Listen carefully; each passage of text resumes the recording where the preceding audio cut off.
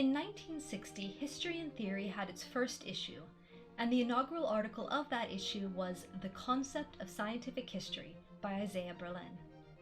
Here to discuss this article with me is Dr. Yasir Noori. Dr. Noori undertook his bachelor's degree in physics and electrical engineering at the University of Dundee before pursuing his PhD in quantum communication at Lancaster University. He is currently a research fellow at the University of Southampton, where he is responsible for the electrodepositation method for the depositing of technologically important materials over graphene. He is a fellow of the Software Sustainability Institute, an associate fellow of the Higher Education Academy, and a member of the Institute for Electrical and Electronic Engineering and the Institute of Physics. Given his impressive background and his more than passing interest in the work of Karl Popper, I'm hoping that he'll be able to help me reignite the debate about history and theory and about scientific history in the modern world. Thank you very much for joining me. Thank you very much, Melody. Happy to be here. So let's sort of kick off today's discussion by giving a frame of reference to how we're going to be speaking about scientific history. So what is your definition, or how would you sort of encapsulate the idea of science in really kind of general terms? What does science mean? Yeah, so science to me is the study of the universe, basically. It's a more sort of detailed definition of science would be a systematic study of the universe via observations or via experiments. So you use observations or experiments to verify your results. And one of the main characters of science is what we call the scientific method. The scientific method is what's been basically driving science since it started, and it's been proven so successful as the sort of engine that drives science and makes it produce these accurate and predictable results. And all this progress has been made due to the development of the scientific method uh, uh, for basically for the progress of science. You could think of the scientific method as basically going from making observations to asking a question about an observation, and then you make a hypothesis, or you do research, and then you make your own hypothesis, and from your hypothesis you you do studies, experiments, observations, extra observations, and then you come up with a theory, and that's the theory that you going to share it with the rest of the scientific community, or with the world, basically. So to me, science is this method of going from all the way from first observing to coming up with a new conclusion that basically expands the boundary of science, and basically tells people about new data, new observations about what you've came up with, basically. For example, in my work, you've already mentioned electrodeposition, which actually is another way of saying it is electroplating. You might have heard of electroplating. It's the method used for plating jewelry with gold or silver. Sometimes they use it to plate coins. In our science, let's say, just to give you an idea of what we do, just so that you get an intuition of it. So in our case, we're trying to, or the hypothesis, let's say, is that you can use this method for making tiny, or for plating tiny objects, not jewelries that are that big, or millimeter or centimeter size, but very, very, very tiny objects in the nanometer scale, where you could plate objects that are 10,000 times smaller than the width of the human hair, to basically make technological devices, computer memories, processors. That's the hypothesis. We go to the lab to do the experiments, see whether it will actually work, and when it works, we publish the results. So we go from observations about electroplating, we do our research, and then we come up with a hypothesis about shrinking that method to a smaller scale.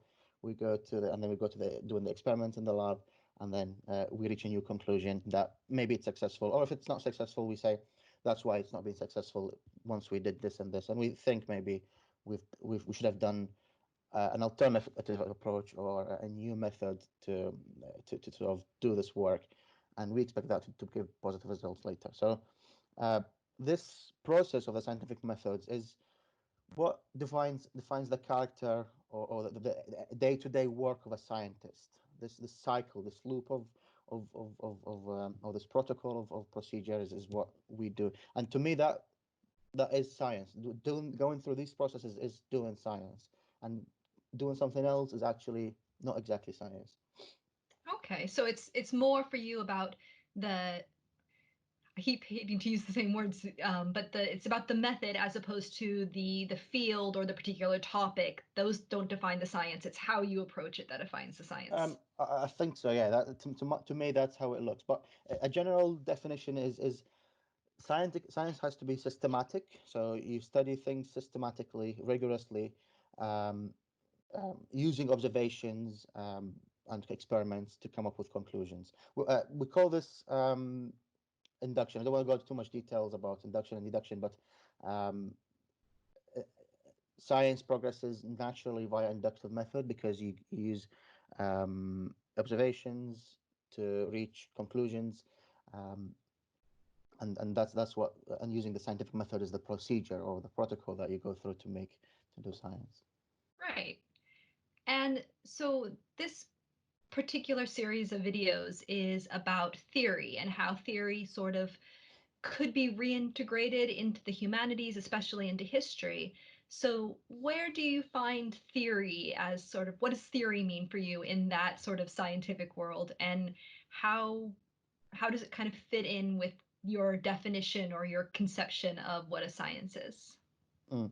So back to the scientific method. So in we in the scientific method we try and do when we ask a question we do our own research, see if somebody's answered this before or what's the background information about the subject, and then we come up with hypotheses. So the hypothesis is this and that. So let's say the hypothesis is that objects attract each other. That's the basics of gravity, the theory of gravity that Newton's came up with. um, um, the theory is when you study this hypothesis multiple times through rigorous experimentations, a lot of observations, and then you realize that this hypothesis is valid. It's actually standing against the test of all these experiments, and sometimes you call this a test of time, where people have actually went back and forth to it and try and falsify it, as how Karl Popper calls it, or tries to find problems with it.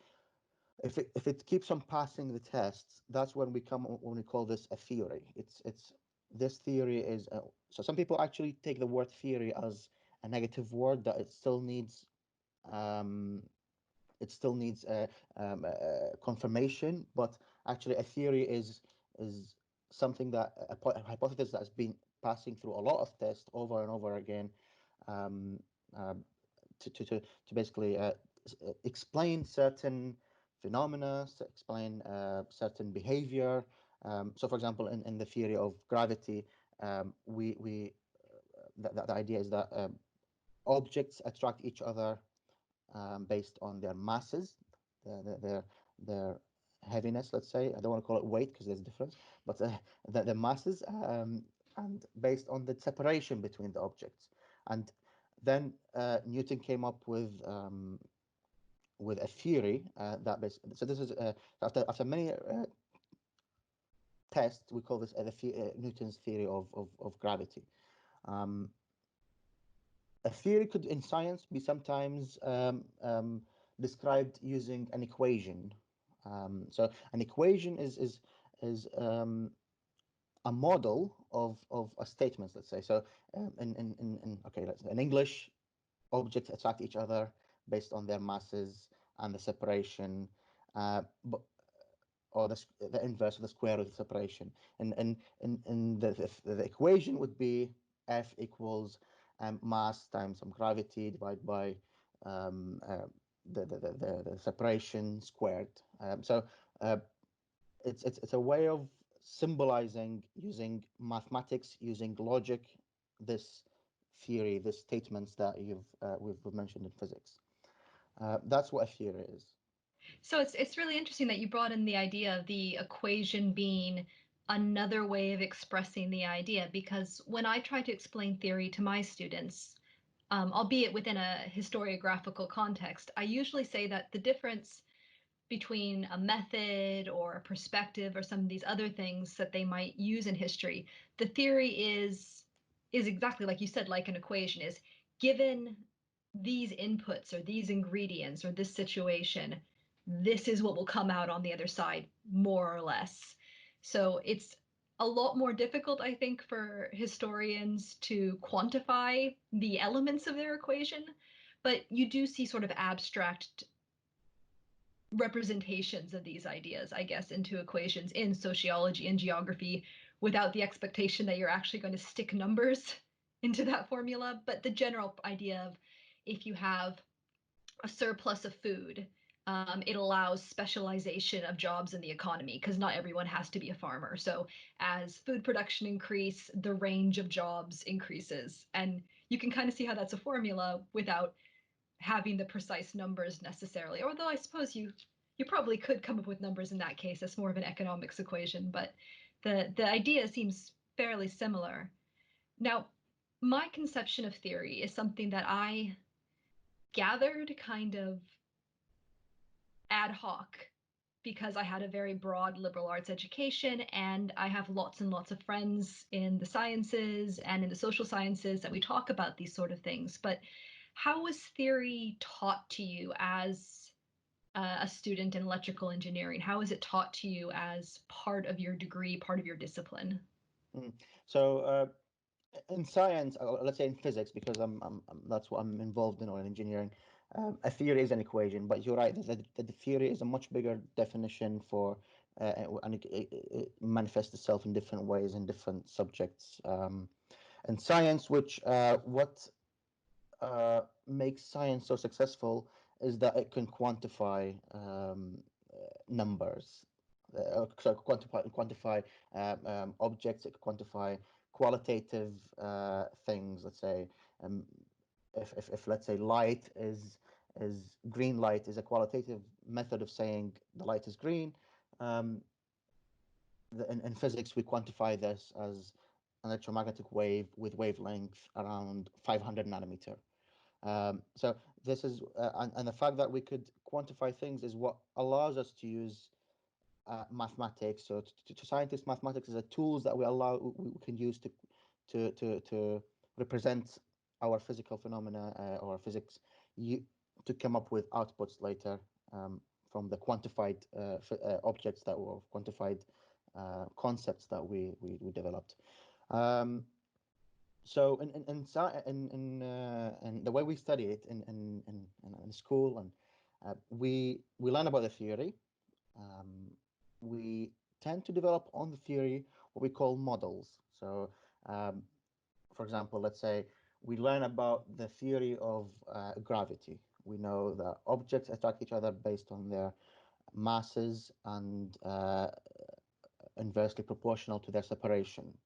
um, So we use that to make models of, let's say, the solar system.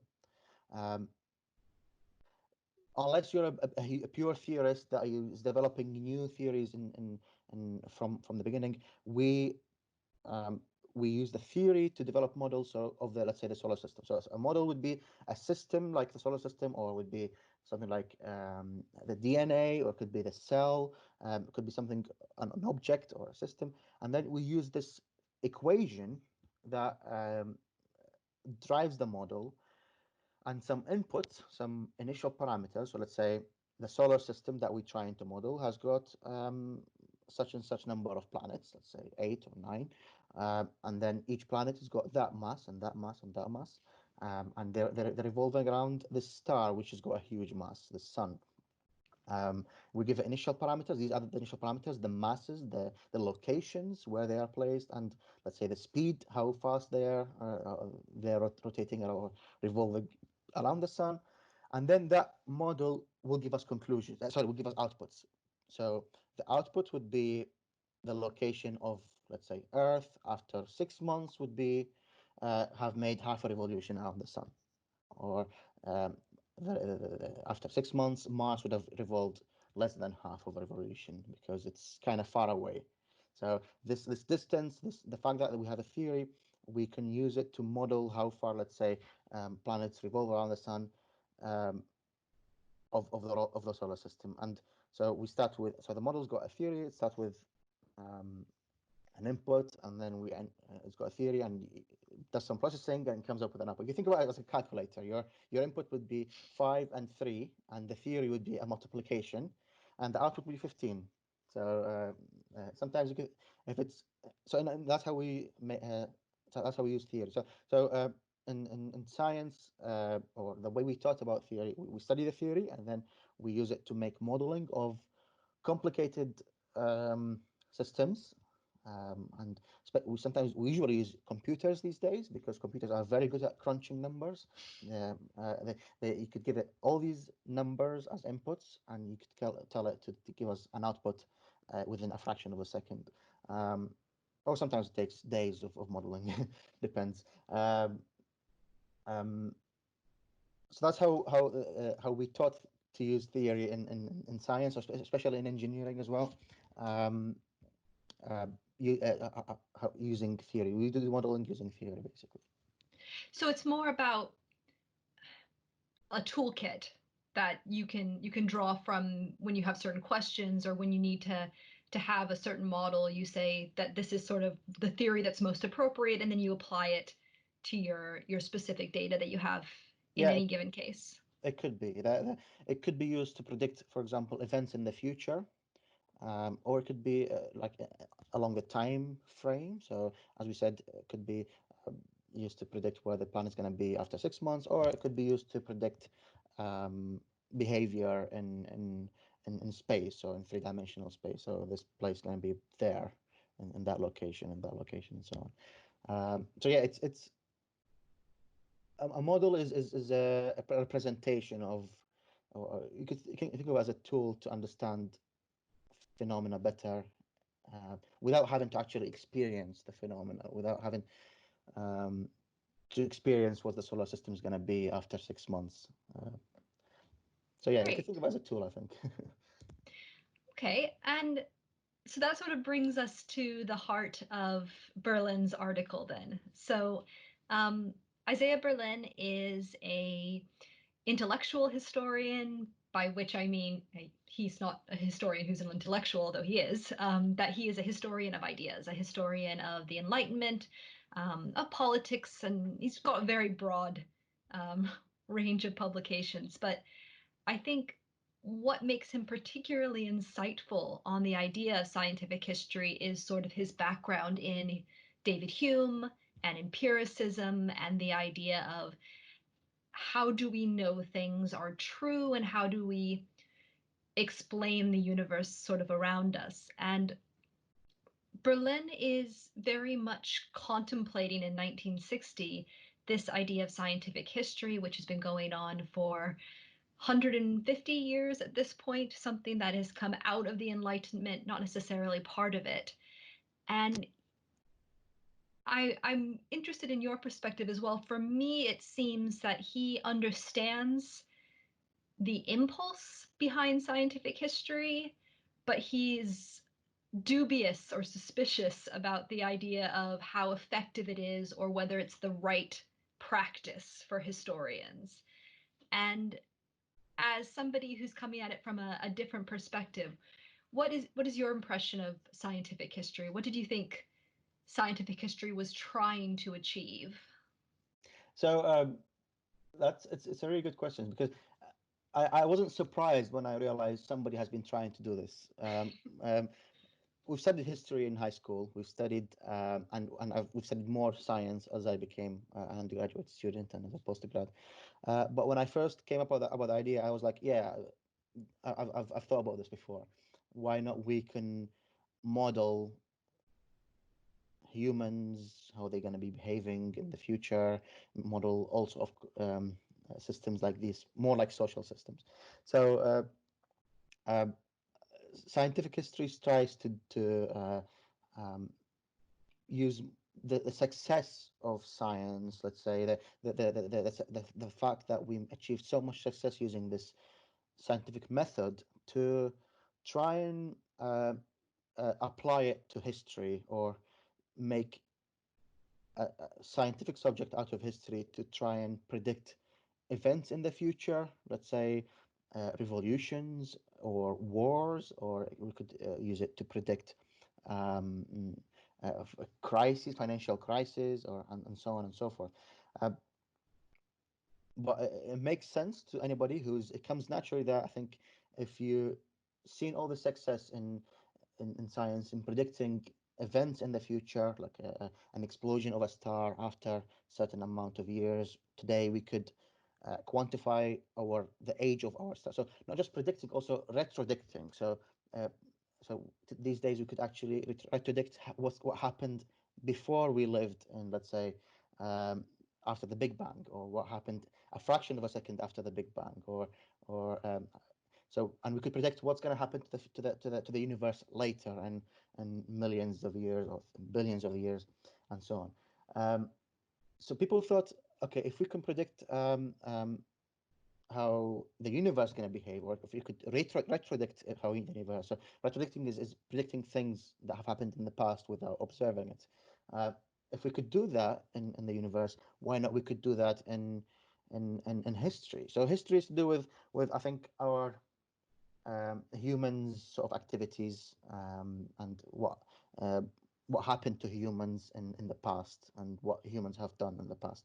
Uh, so why not? We could predict history and retrodict history. Um, so that's what I think the scientific history is trying to do, using the scientific methods, this engine that drives science to, because that's what science is good at, predicting, to try and also make sense and predict, or make models, let's say, of the history, to try and reach a new basically, or predict the future, or retrodict parts of the past, or fill parts of the missing gaps in history, let's say. Um, Yeah, and I think you said several times in there the success of science in doing these things, and this is something that Berlin really explicitly says on page 2. He says that it's natural to wish to apply the method successful and authoritative in one sphere to another, where there is far less agreement among specialists. And I think this is the the key aspect for scientific history for me, is this idea that scientists, because they're dealing with facts, because they're dealing with mathematics, they agree that there is one correct answer to any given question, whereas historians tend to fight a lot and they don't give a lot of ground, and they come to completely different interpretations and conclusions, and they can't prove one way or another.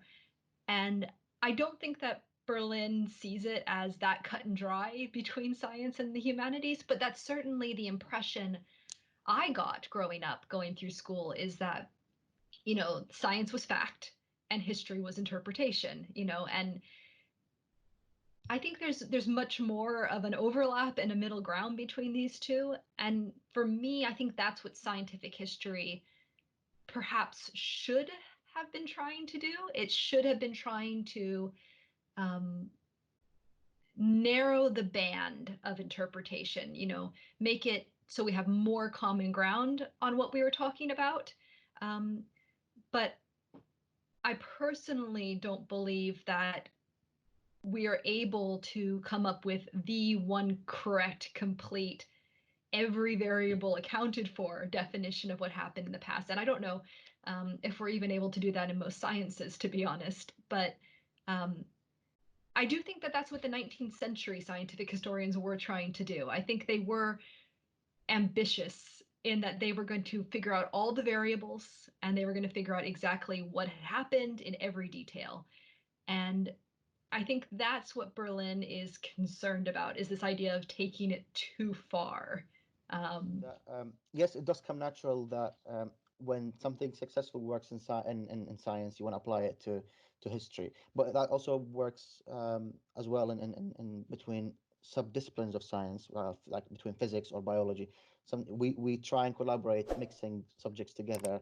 Let's say um, when we come up with some solution for for some physical solutions about, let's say, how materials bind with each other, we go to a biologist. Let's say, oh look, we have come up with a way in which materials bind to each other. We might be able to use that to bind some medicine to some viruses or some bacteria, and that helps you improve. So we tend to use this collaborative method to try and develop different parts and mix the subjects together and develop different parts of science. So the next thing I kind of wanted to ask your opinion on is this idea that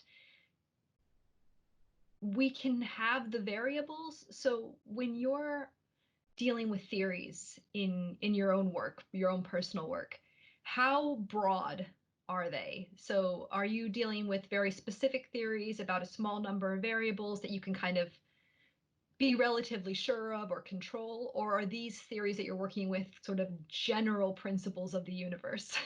Yeah. So in science, um, when we make a model of, let's say, the solar system, we, especially, let's say we make a model about how okay, so let's go back to the solar system. Has got the sun, which has got huge mass, and it's got these planets around it with smaller masses, and they're evolving. If you were trying to predict where these masses going, so when these planets going to be after 6 months, we try and forget about everything except a small number of parameters. We're trying to predict. So we put inputs that are the masses, the separation of these planets from the sun, and some other small input, other number of inputs. But these are the main ones. But we don't try and put so many complicated variables to only predict the revolution of these planets around the sun. We don't care too much about how hot is the sun, let's say, or we don't care too much about whether these other planets have got life on them, or whether these planets. All we care about is how heavy these masses are, because that's what the theory needs from us. Theory of gravity needs the masses, needs the separation, and it will give us a force which will be able, and sorry, the speed as well, and that will give us the location of these planets later. Um, and I think that's one of the makes what makes science so different from, or pure natural sciences, let's say, so different from what scientific historians are trying to do. Uh, they because in science you could reduce the whole problem, the system, into a small set of number of variables, and we could quantify these variables. We could use numbers, as I said, like the masses in kilograms or separation in meters. We can actually come up with a conclusion. When we go to history, uh, things are much more complicated than this. We find that there's, okay, so one of the sort of ambitions. So that's why it was ambitious for scientific historians is that they thought that we could reduce, let's say, a revolution, let's say the French Revolution. We could reduce it to X number of people, um, and maybe some their economical status, and that number of people and their economical status, and how those people fought those people. It's But it turned out that this is not as simple as it looks. So a revolution doesn't happen just because you could reduce the number of people to X and their economy to Y and then solve some equation. Um, there are so many factors that are to do with us humans and our behavior, because history is to do with us and our activity and our what we do basically on day to day basis. But our activity is not only to do with economy. It's to do with our economy. It's to do with our need for our physiological needs, like, let's say, food or shelter or procreation or family or social life and so on. And then we realize very soon that there's so many variables that we could model, and each one of these objects or variables is actually interconnected with each other. There's a huge network of of variable in one human, and if we have 20 million humans. We have a huge network of different variables that we can't use all these inputs. We can't quantify even all these inputs to come up with a solution or an answer about whether a revolution will happen. That we could go back to politicians or policymakers and tell them and inform them to make a good decision that will uh, inform the future, or let's say a war is going to happen, and then we go to the politicians and then say, look, you should do something to stop this war from happening. It turned out that it's much more complicated, and and that's what makes physics, especially physics or mathematics, so different from history or from scientific history or sociology. So as you go from um, physics down to biology, down to psychology, and or maybe um, yeah, psychology, and then sociology, and history, uh, our quantifications become so poor. Our predictions become very inaccurate, and that's the difference that has been. It's good that I'm we're mentioning physics because physics is so contrasted from his history. But as we go down this path of toward psychology or toward that's why psychology itself is actually a mixture of so many complicated concepts, um, and we use it to predict what's going to happen to a human later. Um, so yeah, I think uh, that's the difference, and that's one of the things that scientific historians were trying to reach is abstraction of concepts, using the success of science to try and predict events. It's really interesting to listen to you speak about that, this idea of abstraction. And you said something really analogous there, where you said that if you were looking at the masses and the circular velocity or what have you of the planets orbiting the sun, you didn't care about how hot the particular star was, that wasn't relevant to that particular question you were asking. And that seems really analogous to me. So you get historians who say, well, I know that the French Revolution had economic, social, political, psychological, personal politics kind of aspects, but I'm only going to look at this one aspect. I'm only going to look at, you know, gender relations in the aristocracy, because that's my little thing. So I don't care about the economy or anything like that. I just want to do this one little bit. Um, and that is something I feel historians have a lot of reservations about. Anytime somebody tries to say, well, I can't speak about all the variables because there's too many, so I'm just going to look at this one aspect, everyone gets very nervous and they're like, well, yeah, that's true, but it doesn't help us unless you look at everything all at once.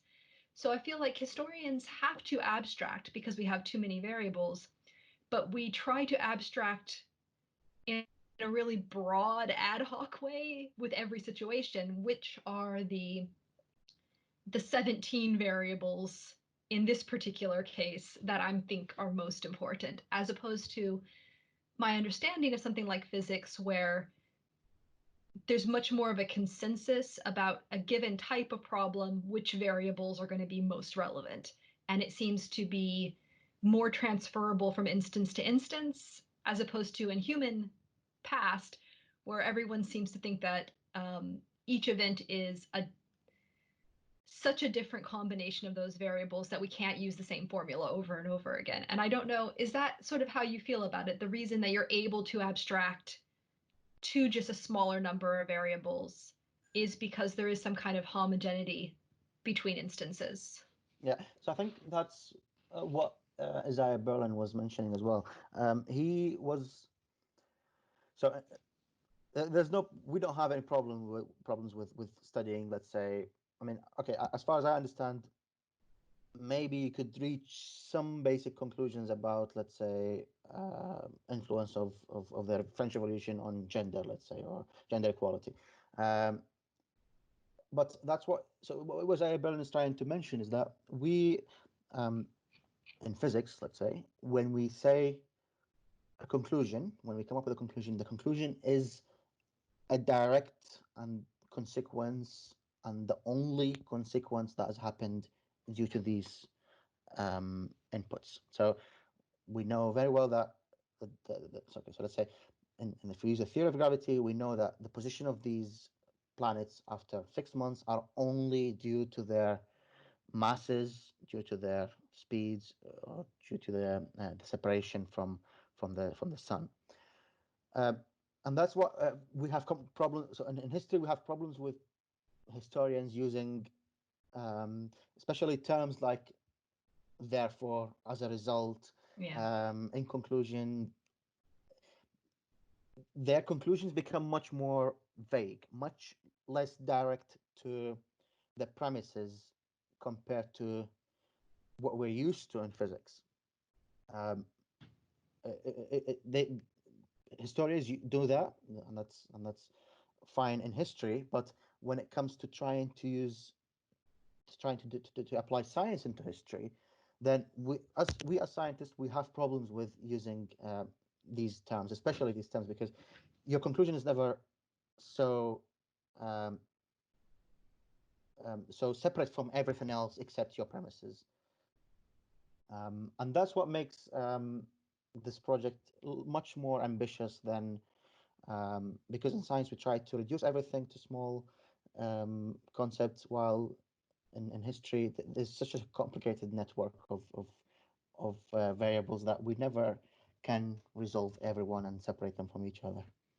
And I think that's something I really wanted to ask your opinion on. There's a point in Berlin's article where he refers to the idea of falsification and the idea that in the sciences, if you are looking at a a set of occurrences, a process, and you get a different result than is expected by the model. If it doesn't work, let's put it quite bluntly, then that is falsification. That is evidence that the model is incorrect. The model breaks. It doesn't give you the results that you want. And in history, he argues that falsification isn't accepted amongst historians.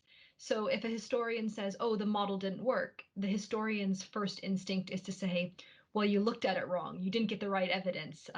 We know that this is sort of how humans behave. The example he gives I thought was great, which is if someone came and said that, the sun didn't rise today, everyone would be like, no, you just were looking in the wrong direction, or it was really cloudy or something. The sun rises. And for me, I thought that was great because, in a way, he was painting historians as being much more dogmatic towards models than the scientists, that the historians were far less likely to concede that their general cultural idea of how humans work was wrong. They're perfectly happy to argue about the specifics, but the general model of how people behave seemed to be something that historians were far more hesitant to be open-minded about. And that is sort of a reversal of everything else that's kind of been argued in the article. And I sort of wondered how dogmatic you feel falsification would be in your own particular research. If you had a model that you had been taught since undergraduates, and that if I did this, this should occur with my chemical reaction, and it didn't occur in a particular instance, how would you react to it? How does a scientist react to deviance?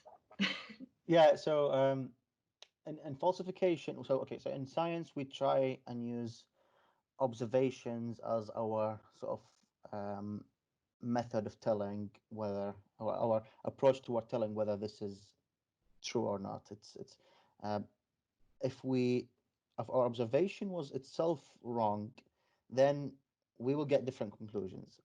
However, if we have tested it multiple and multiple and multiple times and took into account everything, then if our observation is different from the predicted theory, then we don't say we've falsified it immediately. We have a new hypothesis. We develop a new hypothesis.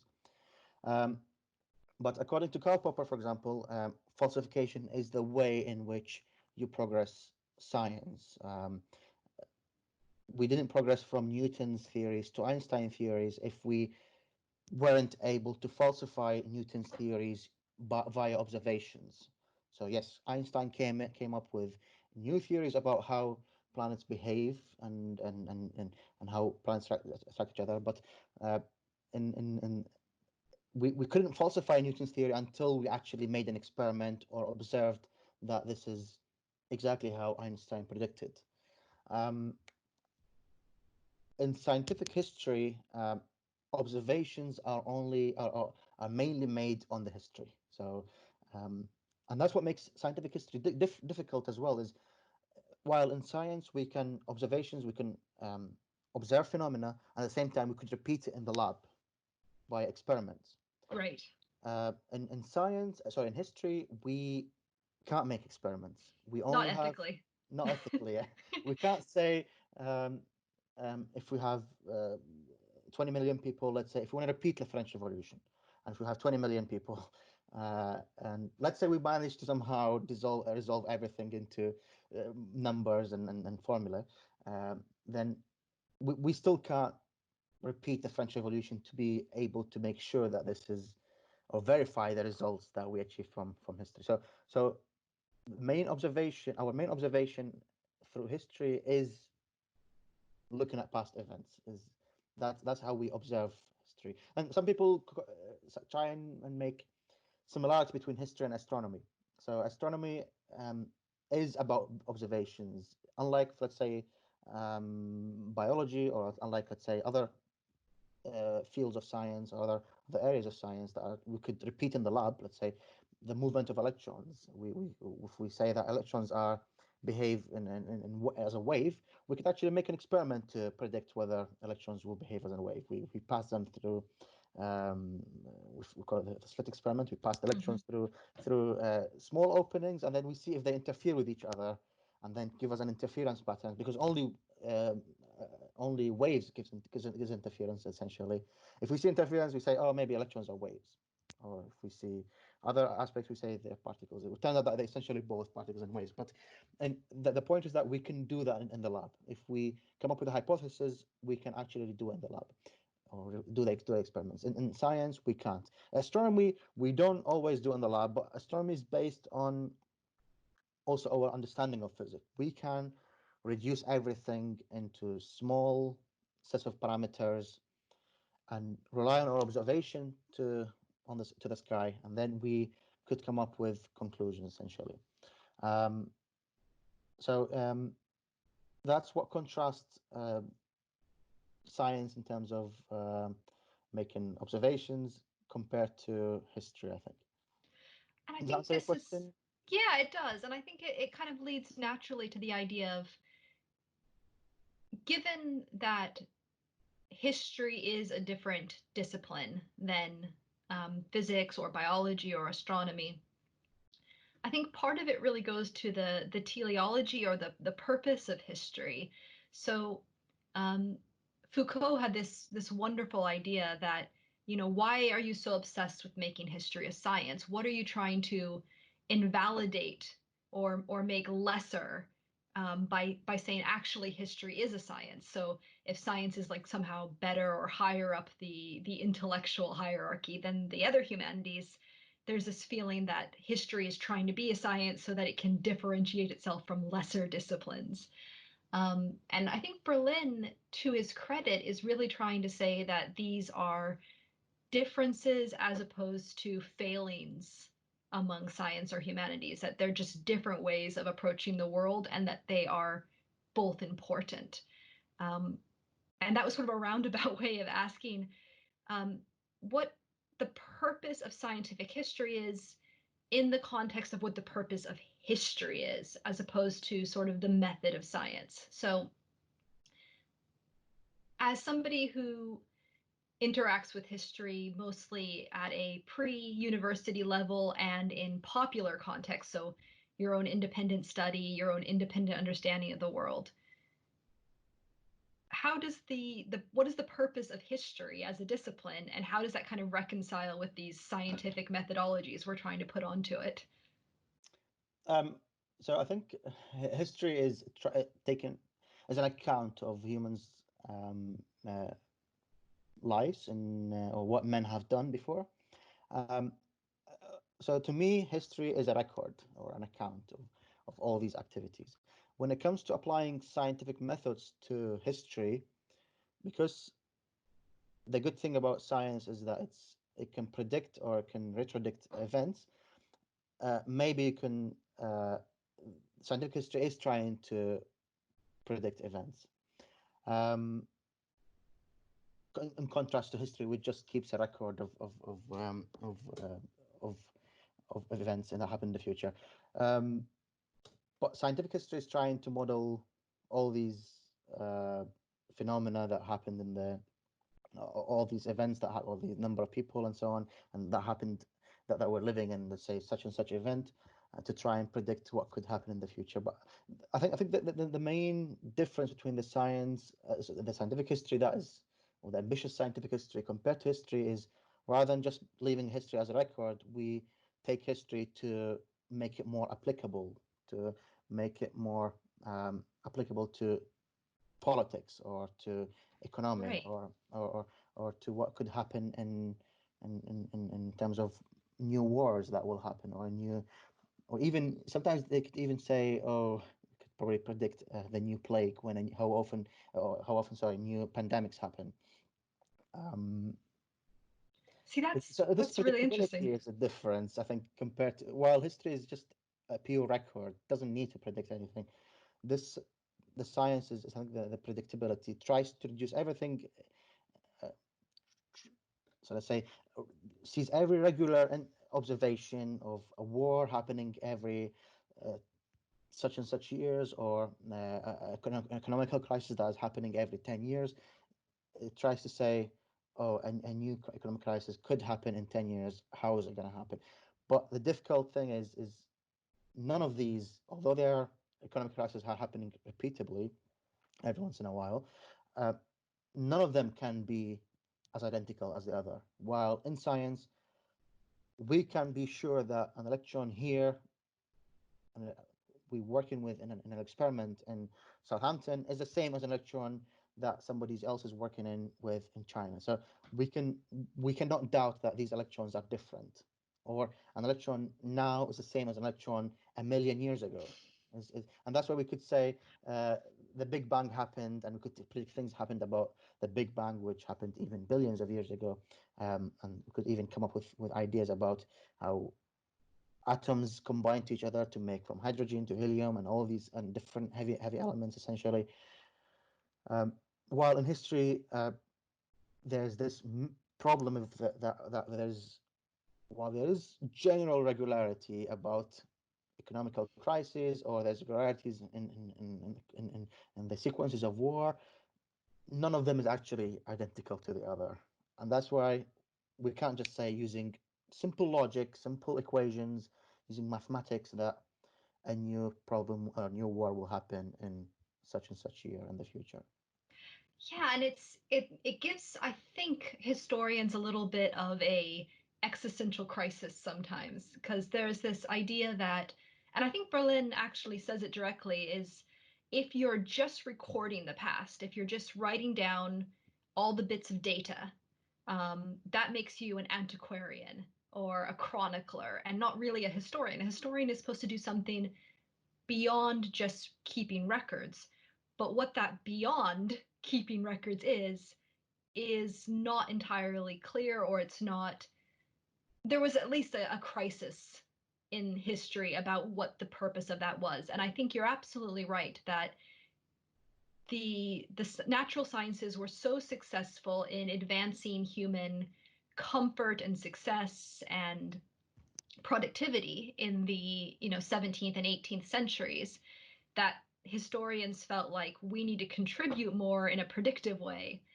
And the idea of history repeats itself or we learn the lessons of history didn't seem quite sufficient, that we needed it to be more scientifically predictable. And the idea of judgment, I think, is the last thing I really want to chat with you about, is this idea that comes up again and again with sort of empirical historians, this idea that historians have to exercise judgment about what pieces of history fit together. So this happened. He gives the example of, we know that Shakespeare or Hamlet was not written by Genghis Khan because it doesn't culturally fit. If you are to use your instinct or your judgment about how things sort of work in physics, is that an acceptable practice, or does it have to be, would it be Yeah. considered bad science to Yeah. use that sort of judgment? Yeah. I think judgment is actually one of the or one of the contrasts or one of the differences between what physics is trying to do and scientific history. So because in scientific history there's so many different um, variables as well as variables we make judgments based more on intuition than logic in history. So we can't we can't understand how it used to be to live how used to be a family living in World War in the Second World War to actually understand how families, let's say, suffered in the Second World War, or how, we can't understand we can't understand how um, without intuitively understanding how the French, let's say, people in the 1800 France or in the French Revolution, sorry, um, and how they used to live in their bad economy, we can't understand that the reason for the revolution happened only by just using logic. We have to actually always have to have an intuitive understanding of how it used to be to live in France in that economical situation to be able to appreciate the reason for the for the French Revolution. In physics, that's different. We don't need to worry about intuition as much. Actually, a lot of physics is not intuitive. Um, Quantum theory at all is not intuitive. Einstein's theory of relativity about slow time, we don't understand what slow time, we never, even physicists are not intuitive with what slow time is. How, why would time be slow and on heavy objects, and time would be fast on when you're near a light object? Or why would, if you travel the speed of light, why would time slow down, and why would time be different in this normal? So a lot of physics is not intuitive, but it's actually built on logic. It's built on rigorous mathematical formula and rigorous mathematical process, from going from premises to a new theories that makes us reach these conclusions confidently, usually, or sometimes confidently, that we could even go to the lab and make efforts to try and predict this. For example, you might have heard about the gravitational wave observation that happened a couple of years ago or 3 years ago. Um, this this happened after after millions of investments of pound, millions of billions of pounds of investments in these experiments. We have we're able to predict that these going to be existing based on the theory, and we're so confident about it. We don't care about how it used to be to be Einstein living in Germany or in Austria in Second World War time, or in the beginning of the century of the 20th century. We don't care about how Newton used to live in England, or we don't care about England in 1600 in the 1600s. All we care about is this theory, and that's what difference between I think between when it comes to judgment, that's what was difference between historians or scientific historians compared to natural scientists. While natural scientists more focus on the sequence of logic that you use to reach a certain conclusions, we have to be able to have intuition when it comes to history, to be able to reach conclusions about why the French Revolution happened, or why such and such events happened. I think that's the difference between the judgment in the two cases. I think that's fascinating what you're saying about, I mean, maybe I just can't take the historian out of me. I think about Isaac Newton sitting under the apple tree, getting walloped with the apple, and thinking that's an intuition. That's him looking at the universe and intuiting, how things might work, and then going and doing a more rigorous mathematical presentation of, the movement of gravitational bodies. Um, and I know the apple tree story might be apocryphal, but the idea is the idea is still the same, is that because a human being created the model, or at least elaborated and wrote the model down, there is this, at some point in that person's life, they must have had a curiosity or an intuition or something, a series of events in their life that led them to put those connections together to even investigate the question. And I completely understand what you're saying about quantum physics and maybe just physics more widely in the 21st century. We've gone beyond human intuition and we're looking at very unintuitive things. For history, I feel like if we try to do it in a scientific history way, we try to record every single variable and we try to do cause and effect in a very deterministic way, it would be too difficult because there's too many variables that are interplaying in ways that we don't understand. But I think historians have this crib sheet, or this benefit of being human beings, because we've spent the past 10,000 years at least, far, far more, I'm sure, creating these heuristics, these stories about how people react to certain situations. And we can use those as our general laws. And I think it's the culture that we understand. So if we want to understand why certain people acted a certain way, we can use our culture, all our little hints for how life works, to understand why we might react that way. And if we want to study the Babylonians, we have to understand their culture to understand why they would react in a way. It's not the same as an electron always having the same electron culture. But I think this kind of gives me a sense of what the purpose of history is, different from scientific history. Scientific history seems to me to want to deal with human beings as though we're not intuitive, like we are, just a bunch of data that we have to crunch. Whereas history, in the sort of empiricist Humean tradition, kind of feels like we have all of these little supports through the culture that let us not only understand the past, but explain the past in a way that's going to help people going forward. So I think that non-scientific history is still predictive. It's just predictive through more nuanced, fuzzy rules that than science, or that physics usually comes up with. So things like, if you cheat somebody in a trade deal, they're less likely to trade with you in the future.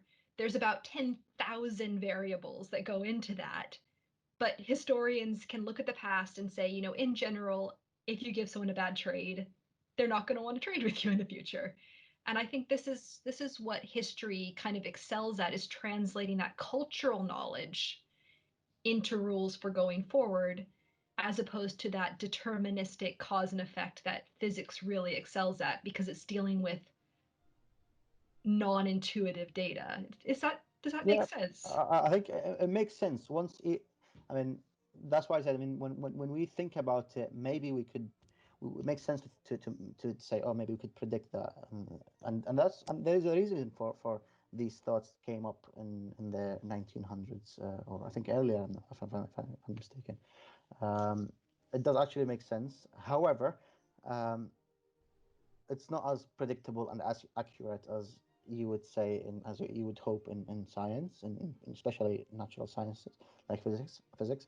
And sometimes we can be deluded about whether, if some event happened, maybe it could happen due to random events. Sometimes our conclusion is not, the reason this conclusion has happened is not really based on our premises, but some other premises that we didn't take into account, other theories that we didn't take into account. But it did happen to be that, because there's a high probability that would happen. And that would probably makes sometimes scientific history harder to verify as well, because when some events happen, it will be difficult to know whether it really happened due to these results or not. I do hope that at some point we will be able to model history or humans' activity down to the very fundamental levels, taking into account everything, just like I would hope to model biology down to the atomic level, but that would require supercomputers to be able to take into account everything, and new theories that we've never came up with. Uh, but it does make absolute sense to try and go this forward. However, um, maybe there is at the current state of what we can do, we're still far, far away from reaching or maybe coming up with informative answers from scientific history about our our activities in the future. So I think we'll probably end it there, but I wanted to thank you so much for being part of this inaugural episode. And I think we raised far more questions than we answered, which I think makes it a successful discussion. It's a huge Um, field. but thank you very much. And I hope that maybe you will join us again in the future for another conversation. Thank you very much for that, Melody. I really appreciate it. Thank you.